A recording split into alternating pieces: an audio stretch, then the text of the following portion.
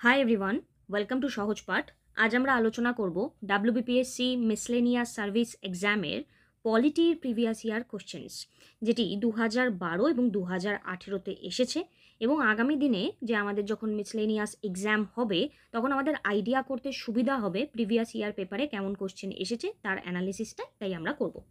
So আজকের প্রথম যে প্রশ্নটি রয়েছে, the concept secularism was incorporated to the preamble of the constitution of India by. তো কিছু কিছু প্যাটার্নের কোশ্চেন থাকে যেগুলো বারে বারে অ্যাড হয় এবং বারে বারে সেম প্যাটার্নের কোশ্চেনকে আমরা দেখতে পাই এক্সামে, বিভিন্ন এক্সামে। এই কোশ্চেনটার মানে কিন্তু এটা নয় যে এটা মিসলেনিয়াসেরই কোশ্চেন। এই স্ট্যান্ডার্ডের কোশ্চেন ডাব্লিউবিপিএসসি ক্যাটাগরির যে কোনো এক্সামে আসতে পারে। সো এই যে 42nd অ্যামেন্ডমেন্ট এবং 44th অ্যামেন্ডমেন্ট দুটো আমাদের জন্য খুবই ইম্পর্টেন্ট একটা পয়েন্ট। তো আপাতত আমরা যদি 42nd অ্যামেন্ডমেন্টকে নিয়ে আলোচনা করি, সব থেকে আগে আমাদের যেটি মনে রাখতে হবে 42nd অ্যামেন্ডমেন্টের সাল কত। 42nd অ্যামেন্ডমেন্টের সাল হচ্ছে 1976 এবং এখানে একদম ভুলে না যাওয়ার মতন পয়েন্ট হচ্ছে গিয়ে sovereign Democratic Republic. Sovereign Democratic এবং রিপাবলিক এই তিনটে টার্মকে মাথায় রাখতে হবে। সভারেন ডেমোক্রেটিক এবং রিপাবলিক এই যে তিনটে যে টার্ম আমাদের কনস্টিটিউশনে ছিল সেটি চেঞ্জ হয়ে যায়। সেটি চেঞ্জ হয়ে কি হয়ে যায়? তো সভারেন থাকে, ডেমোক্রেটিক থাকে, রিপাবলিক থাকে, এদের কিছু চেঞ্জেস হয় না। সভারেন, ডেমোক্রেটিক, রিপাবলিক এটা থাকে, কিন্তু সোশ্যালিস্ট, সেকুলার এবং ইন্টিগ্রিটি এই তিনটে টার্ম আরও জুড়ে যায়। Socialist, secular and integrity. এবার তাহলে দেখো আমার কাছে প্রশ্ন কি এসেছে। আমার কাছে প্রশ্ন এসেছে এই যে সেকুলারিজম কনসেপ্টটা আমাদের প্রিয়াম্বলে কোন পার্টিকুলার অ্যামেন্ডমেন্টের দ্বারা অ্যাড হয়েছে। তাহলে সেকুলার, এই যে সেকুলার টার্ম আমার অ্যাড হয়েছে। তাহলে কিছু কিছু কোশ্চেন, কিছু কিছু পয়েন্ট আছে যেগুলো না মানে পড়ে না যাওয়াটাই হচ্ছে অবাক করা ঘটনা, পড়ে যাওয়াটাই হচ্ছে বাস্তবিক। তো 42nd অ্যামেন্ডমেন্ট বললেই তোমাদের মুখে যেন এই যে ধারণাটা, এই ধারণাটা একদম রেডি থাকে। 42nd অ্যামেন্ডমেন্ট 1976-এ, যেখানে সভারেন ডেমোক্রেটিক রিপাবলিক চেঞ্জ হয়ে গেছে sovereign Democratic Republic, socialist, secular, integrity, এই তিনটে শব্দ যেখানে জুড়ে গেছে। ঠিক আছে, এবার দেখো প্রিয়াম্বলের আবার টার্মিনোলজি আছে। যেমন আমি যদি বলি sovereign, socialist, secular, Democratic, Republic, এটা হচ্ছে ক্রনোলজি, ওটা আবার প্রিয়াম্বলের একটা কোশ্চেনে আসে। তো এইভাবে কোশ্চেনের প্যাটার্ন বুঝে আনসার করতে হবে। নেক্সট কোশ্চেন এখানে আমরা যদি দেখি, আবার ভালো করে দেখো, the concept of social justice is an integral part of the. কোশ্চেনের না থিমকে বুঝতে হয়, প্র্যাকটিস করতে করতে আইডিয়া নিতে হয় যে কোনো একটা কোশ্চেনকে আমি কিভাবে অ্যাপ্রোচ করব, কারণ আনসার তো আমার চোখের সামনে এই চারটে অপশানসের মধ্যে। বাট এক্ষেত্রেও একটা ধারণা একটি ক্যান্ডিডেটের পক্ষে তৈরি করা তখনই সম্ভব যখন সে রেগুলার বেসিসে প্র্যাকটিস করে। কারণ এখানে দেখো এই যে the concept of social justice কথাটা আসছে, again social justice integral part, integral part. এবার খেয়াল করবে এখানে কি খেয়াল করতে হবে, আমাকে অপশনস খেয়াল করতে হবে। আমার আর্টিকেল 12 নিয়ে এখানে কথা বলা হচ্ছে। তো বেসিক পয়েন্ট, এগেইন আর্টিকেল 12 হচ্ছে আমাদের কনস্টিটিউশনের একটা বেসিক আর্টিকেল, যেখানে ডিফাইন করা হয়েছে the স্টেটকে, the স্টেটকে।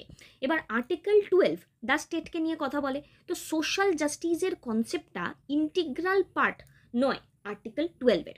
Fundamental duties under constitution. এবার fundamental duties, again fundamental duties, DPSP, এইগুলো আমাদের জন্য খুবই দরকারি একটা পয়েন্ট। এবার ফান্ডামেন্টাল ডিউটিজের কনসেপ্টকে নিয়ে যদি কথা বলি, এগেইন আবার আমার চলে আসে 42nd অ্যামেন্ডমেন্ট অ্যাক্ট 1976, যেখানে আমাদের ফান্ডামেন্টাল ডিউটিজ অ্যাড হয়েছে 51 এতে, পার্ট 4 এতে, এবং সেখানে সোশ্যাল জাস্টিসটা ইন্টিগ্রাল পার্ট নয়। এবার পড়ে রইল right to religion under constitution. কেমন একটা ভেগ কনসেপ্ট লাগছে না? লাইক সোশ্যাল জাস্টিস শুধুমাত্র why we should put only in right to religion, না এটাও নয়। Then definitely our answer should be preamble. ঠিক আছে, তো আমার আরেকটা থট, এই কোশ্চেনটাকে অ্যাপ্রোচ করার আরেকটা থট, প্রথমত অপশনসগুলো জেনে গেলে আমি অ্যাপ্রোচে পৌঁছালাম।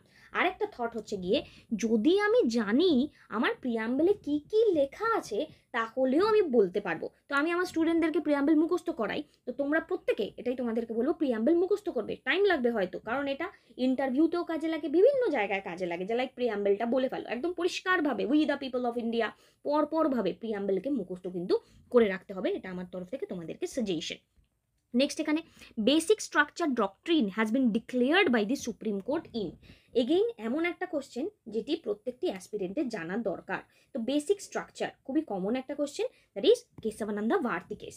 বেসিক স্ট্রাকচার কেস নামেও এই কেসটি পরিচিত, এবং এই যে কেশবানন্দা ভারতী কেস রয়েছে এখানে আমরা জানি যে বেসিক স্ট্রাকচার ডক্ট্রিন যেটি বলা হয়েছিল, এবং এটি fundamental feature of the constitution, fundamental feature.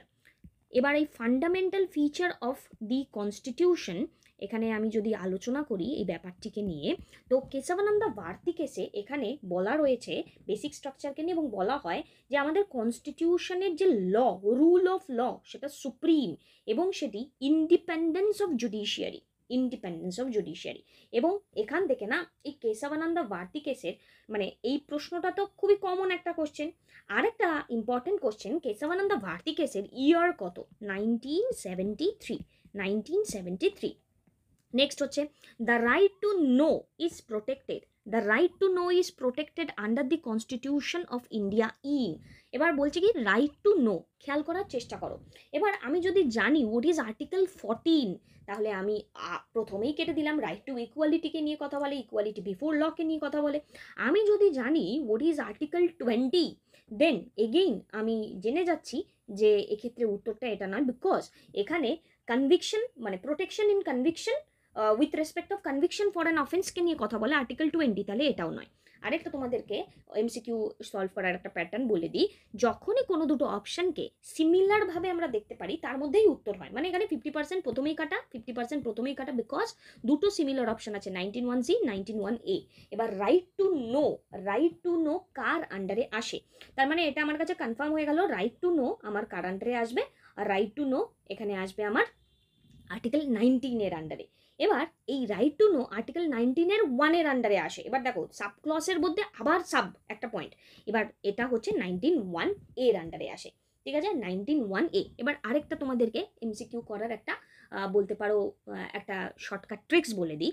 যখন তুমি দেখতে পাচ্ছ যে লাইক এটা হয়তো এতটাও আমরা না জানতে পারি যে 19(1) পর্যন্ত আমাদের জানা আছে, বাট সি হবে না এ হবে এটা আমি জানি না, এটা একটা তুক্কা লাগানোর ট্রিক্স বলছি, যেটা কি না একদম লাস্ট অপশন হওয়া উচিত তোমাদের, মানে প্রথমেই চুজ করবে না, একদম লাস্ট মোমেন্টে গিয়ে চুজ করবে, যে ন্যাচারালি না সেই মোমেন্টে ডি অপশনটা রাইট হয়, মানে বি অপশনটা হয় না। এটা তুক্কা, মানে একদম লাস্ট অপশন, যখন তোমার নলেজ তোমাকে কোনো রকমভাবে হেল্প করবে না তখন তুমি এটা চাইলে ইউজ করতে পারো। নেক্সট কোশ্চেন এখানে বলছে women and children are protected under the constitution of India in. এবার উইমেন অ্যান্ড চিলড্রেনকে নিয়ে কথা বলছে। দেখো যারা রাইট টু ইকুয়ালিটির কনসেপ্ট করেছো, সেখানে রাইট টু ইকুয়ালিটি মানে everyone is equal under the constitution, তাই 14কে নিয়ে আমার এখানে কথা আসবে না। তারপরে আমি যে আগের থটটা বললাম খেয়াল করে দেখো, 15 এবং 15, তার মানে কি ওই লজিক অনুযায়ী আমি 22এও চলো কাটা, ঠিক আছে, আমার হয়ে গেল। এবার আমি উত্তরটা কি করব আর্টিকেলকে নিয়ে। এবার দেখো কোনো কিছু ট্রিক্স যখন অ্যাপ্লাই করবে না তার ভালো দিকও আছে এবং খারাপ দিকও আছে, তো সেটাকে বুঝে পেপারে আইডিয়া করে, মানে আন্ধাধুন যদি কিছু করো তাহলে সেটা সমস্যা হয়ে যাবে।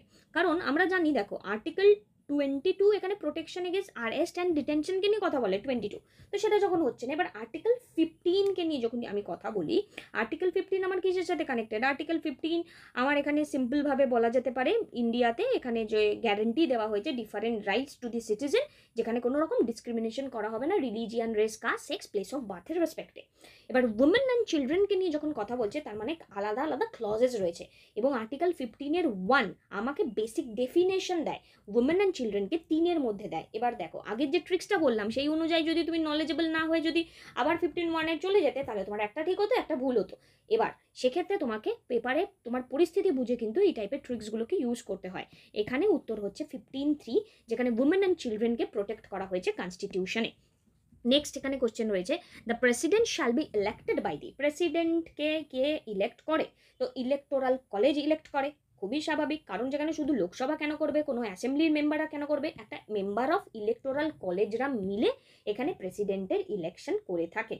এবার এই যে প্রেসিডেন্টের যে ইলেকশনের আর্টিকেলটা না খুব ইম্পর্টেন্ট, প্রেসিডেন্টের ইলেকশনের আর্টিকেল। এবার প্রেসিডেন্ট আছে কত থেকে 52 থেকে 62 পর্যন্ত প্রেসিডেন্ট রয়েছে, এবং প্রেসিডেন্ট একটা ইম্পর্টেন্ট টপিক। এবার প্রেসিডেন্টের ইলেকশন এবং ভাইস প্রেসিডেন্ট এগুলো আমাদেরকে মাথায় রাখতে হয়। প্রেসিডেন্টের ইলেকশন হচ্ছে 54-তে, আর 55 চুয়ান্নতে ওনার হচ্ছে ম্যানার নিয়ে কথা বলে। তো প্রেসিডেন্টকে মনে করলেই প্রেসিডেন্টের ইলেকশন হলেই আমার 54, প্রেসিডেন্টের ইলেকশন এবং প্রেসিডেন্টের ইলেকশনের ম্যানার হচ্ছে 55। এগুলো বারে বারে রিপিটেডলি আসে, তো তোমাকে বুঝতে হবে যে কোন জায়গাটা তুমি পড়বে আর কোন জায়গাটা তুমি ছাড়বে। তো 54 এখানে প্রেসিডেন্টের ইলেকশনকে নিয়ে কথা বলছে এবং ম্যানার অফ দ্য ইলেকশন হচ্ছে 55। নেক্সট এখানে কোশ্চেন আমার যেটি জানতে চাওয়া হচ্ছে, খুবই কমন কোশ্চেন, জিএসটির কনস্টিটিউশনাল অ্যামেন্ডমেন্ট মানে কততম অ্যামেন্ডমেন্ট? তো সবাই এটা বাচ্চা বাচ্চা জানে, 101তম কনস্টিটিউশন হচ্ছে জিএসটি। এবার জিএসটির আর্টিকেলটাকে আমাদের জানতে হবে। জিএসটির আর্টিকেল হচ্ছে 279 এ এখানে 1, যার থ্রু দিয়ে বেসিক্যালি এখানে জিএসটিকে কনস্টিটিউট করা হয়েছে প্রেসিডেন্টের দ্বারা। জিএসটিকে কনস্টিটিউট করা হয়েছে কার দ্বারা? 1টা যদি চাও নাও মনে রাখতে পারো, 279 এটাই মনে রাখবে, কার দ্বারা করা হয়েছে? প্রেসিডেন্টের দ্বারা করা হয়েছে। এবার জিএসটির এখানে যে আর্টিকেল, বিভিন্ন আর্টিকেলকে অ্যামেন্ড করা হয়েছে, তো এখানে অ্যামেন্ডমেন্ট যদি জানতে চায় না যে কোন অ্যামেন্ডমেন্ট মানে কোন আর্টিকেলটাকে অ্যামেন্ড করা হয়েছে, তখন এটা 279 এর 1 হয়ে যেতে পারে, ঠিক আছে। আর জিএসটি এখানে এসেছে কবে, মানে GST came into effect এখানে আমরা যদি জানতে চাই, তো সেক্ষেত্রে কেম ইন হুইচ ইয়ার, তো 1 জুলাই 2017। এবার অনেকে এটা 2015-এর নীতি আয়োগের সাথে 1 জানুয়ারির সাথে গুলিয়ে ফেলে। তো এখানে আমার একটা ট্রিক্স আছে ইন্টারেস্টিং, সেটি হচ্ছে গিয়ে 1 জুলাই, লাই মানে মিথ্যে কথা বলা। ন্যাচারালি জিএসটি কিসের সাথে কানেক্টেড? ট্যাক্সের সাথে কানেক্টেড। লোকজন কি চায়?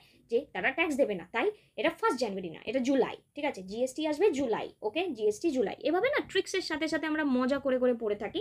তো এভাবেই পড়াশোনাটাকে মজার মতন করে তোমরাও করার চেষ্টা করবে। অ্যান্টি ডিফেকশন ল কনস্টিটিউশনে এখানে কোন ব্যাপারে বলা রয়েছে, কোন শিডিউলে বলা রয়েছে?